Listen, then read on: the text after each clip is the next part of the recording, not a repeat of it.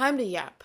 And time to yap about gacha games. I originally wasn't going to script, but if you know me, I can get off track, or I guess get on different tracks, like all the time. Like right now, actually. Anyway, gacha games are my guilty pleasure, sort of. Usually I get excited for a new game and then drop it afterwards. Most of the time, it's MiHoYo games. I'm sorry if I mispronounce like anything. I'm really sorry. I could look it up, but I'm just not. So usually it's MiHoYo games. I'm truly tired of games that like give you this like really cool big cinematic at the start. They're like, ooh, look at this cool animation we got, and then it turns into like a dialogue like lazy simulator. Like I'm not expecting like cinematics all the time, right? Like I feel like that would be really expensive. You know, you gotta pay, and you can't pay animators, you know, what they're worth or anything. But I'm not expecting that like 24/7. That's just not realistic for any company, because they're just not gonna do that. I'm not expecting cutscenes like every dialogue, anything like that. But I want it to be evenly spaced out. All I want to do is play as pretty women and see them in pretty cutscenes. I've been called a gooner before. I don't think of myself as one, but does any? Maybe some people are proud gooners. I don't fucking know. Anyway, I just like pretty games. I prefer my characters that I play to be covered up. I mean, I play Shernova, and I don't buy certain skins just to lust and goggle at. I just think they're pretty. You could say I'm coping, but I can't control what games I like, just how I treat the characters and how I play them.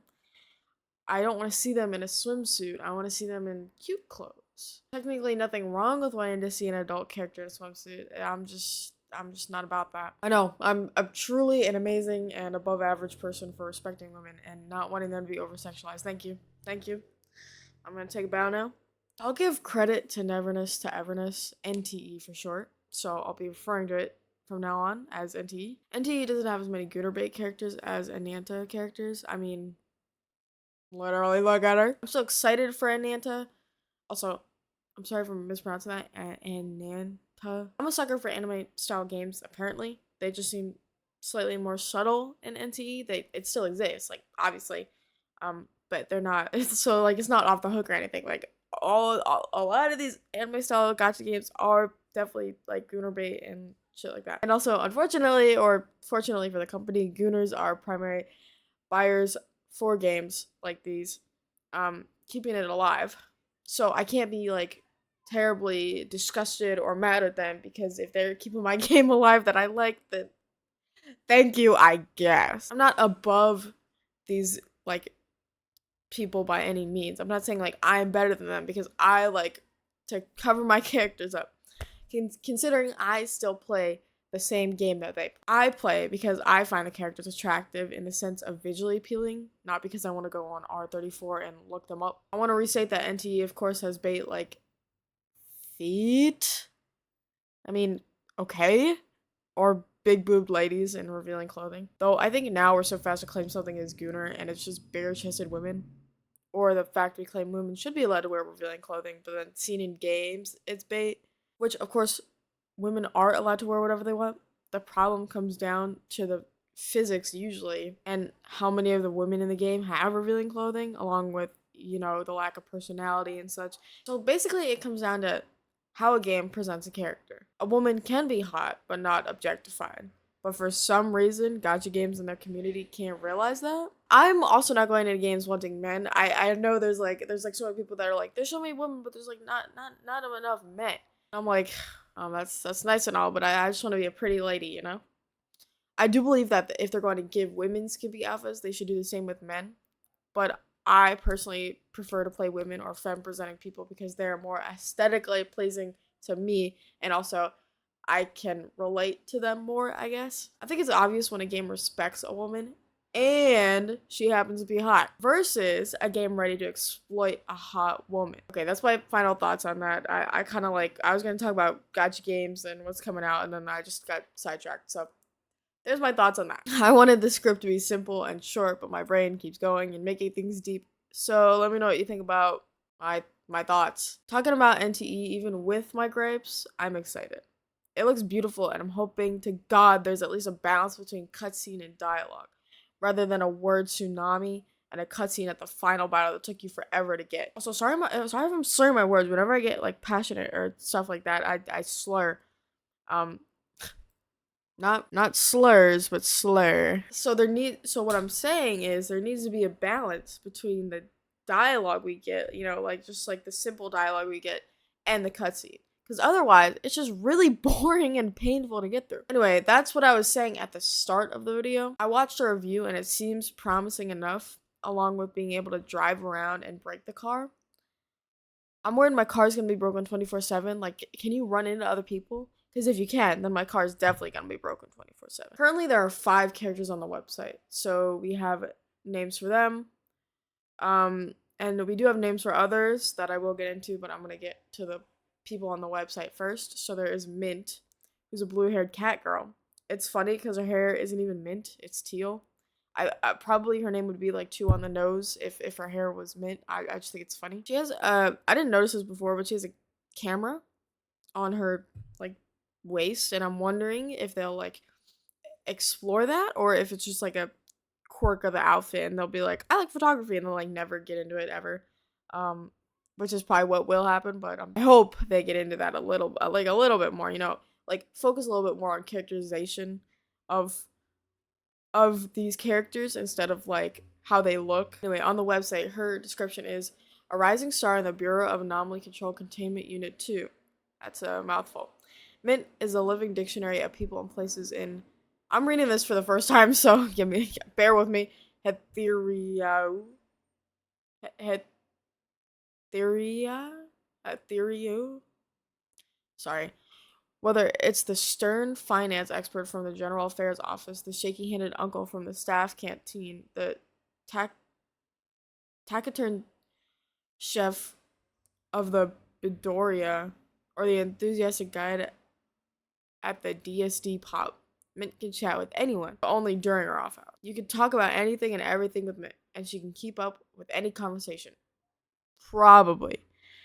Except for the result of the BAC containment safety exams. I'm assuming she's like a very a law abiding character, like very rule following, like she's very by the book. The next on the list is Lacrimosa. She seems like a child. I love her hair and the fact her nails are painted. I love small details like nails and makeup, even when you can barely see it. In her description, it says she loves tomatoes, which is cute. So she's like a vampire. I think she could turn into a bat, so maybe the joke is like she's a fruit bat. Red, so it looks like blood, but she's really just like a fruit bat. Fruit obsessed, A larger text description that's on the website, because there's like 2 descriptions I'm going to be reading off. Her larger description is just a quote from her. I feel like I don't really need to read that, since it's just her talking about liking tomatoes. I'm assuming it's pronounced Fadia, but it also could be Fadia. Fadia might mean more like dream-esque. I think Fadia makes more sense because like there's no, if we're talking about proper grammar, there's no E. So she's a purple-haired lady. She's not my favorite to look-wise. It seems a little messier. I can appreciate they try to add contrast with the yellow. There's nothing else on her outfit that kind of pulls that yellow in together. So like to me, it's just like a little like off. So personally, I'm not gonna try and like pull for her if she isn't a pull, or like I don't know, maybe you automatically get her, but she's definitely not gonna stay on my team if that's the case. No offense. Her smaller description is endless desires, never sated. This is the curse that binds you, me, and all of humanity. So she definitely has. It looks like she kind of has like a crazy or like yandere personality. I'm not a huge fan of that. Nanali is another cat girl, except she's a reddish pink cat girl. She's cute. Maybe a little boring compared to others. I know I just dissed contrast on the one character, but I feel like this one needs it since her outfit is like the same color as her hair. So I feel like adding that contrast would make her more interesting. Her description is the star attraction of the antique shop Avon, the most renowned family head in the Bridge District, and a rising star expert in Hetheria. Unless it's like a T, Heteria. Yeah, I'm dumb. I don't know. Steadfast and dignified, generous and kind, wise and calm. Natalie has participated in numerous major anomaly containment and nullification operations. Yes. including Danzerbero's Revenge, Fluffy Demon King Showdown, and the V-Class Wrapped GR Cloud Crisis. With her signature move, the Colossus Kiss. I doubt it's Kiss. It's probably like Colossus. Ultimate Death Showdown Nether Punch. Good lord. This is like so many words I can't pronounce, and like just so many words in general. Whose ultimate is like Colossus Ultimate Death Shadow Nether Punch? Like that's just like over the top, which is probably the point. She sweeps through all opponents undefeated. 1,000 fawns per comment. Delete this. I think that's probably meant to be like they're talking about her on a website, and it costs money to comment. Lastly, on the website is Sakuri. She is adorable. I kind of thought she'd be a bunny at first, and I'm kind of happily mistaken.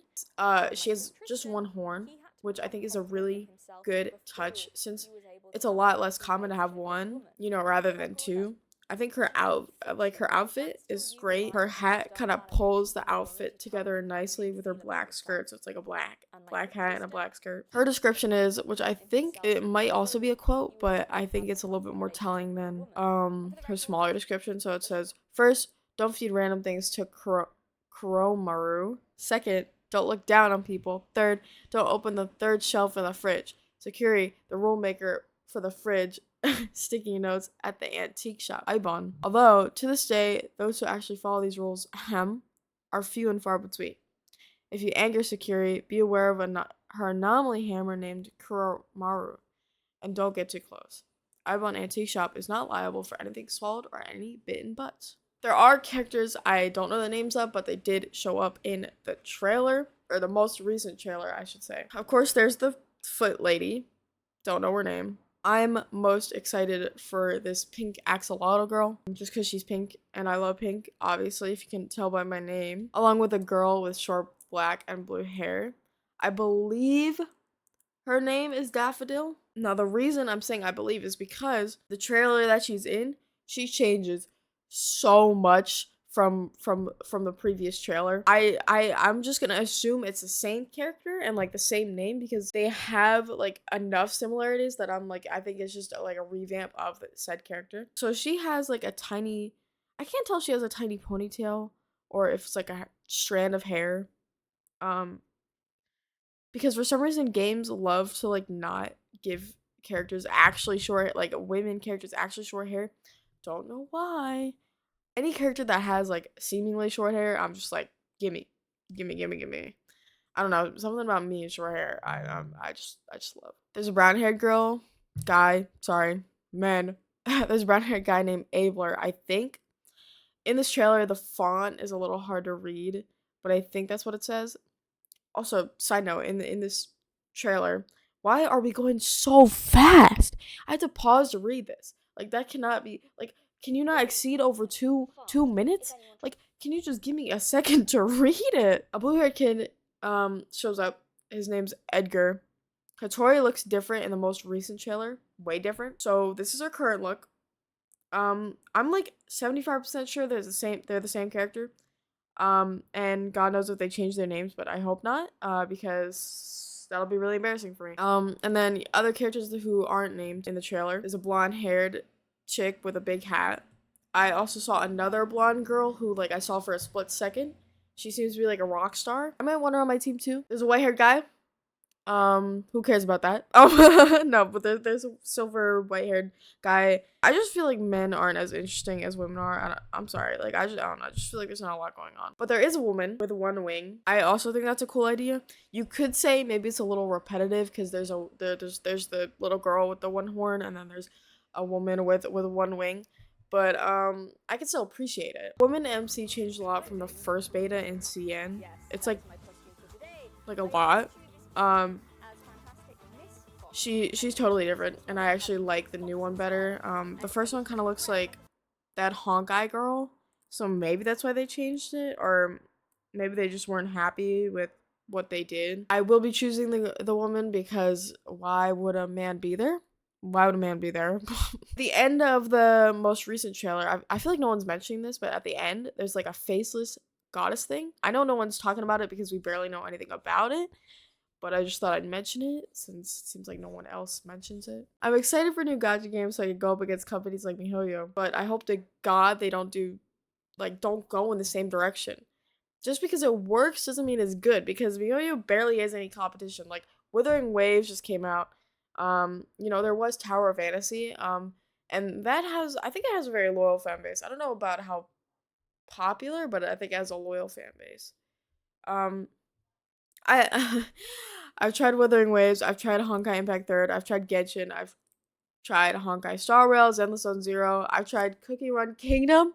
I did also play Tower of Fantasy, and I thought it was interesting, but not interesting enough to keep me hooked, I guess. None of them stuck because they would all fall into dialogue slop in the long run. Minus Cookie Run Kingdom. I don't know much about that. Maybe it did, maybe it didn't. I just got bored. I'm not really into mobile games. Shout out to Cookie Run Kingdom if they're doing something different.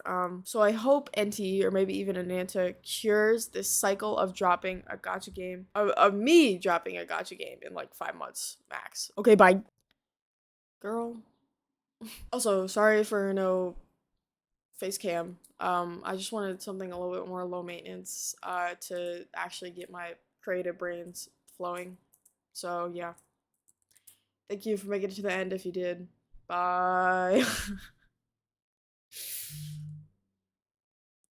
Cat.